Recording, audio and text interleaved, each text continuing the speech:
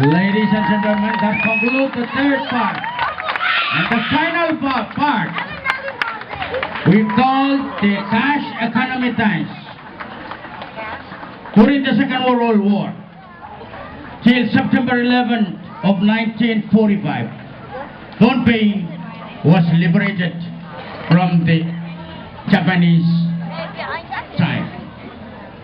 And we began to receive navies stepping foot on our shores. And that when, after a while, cash economy start with copra production. And they formulated these times as part of copra production on the islands of Pohnpei.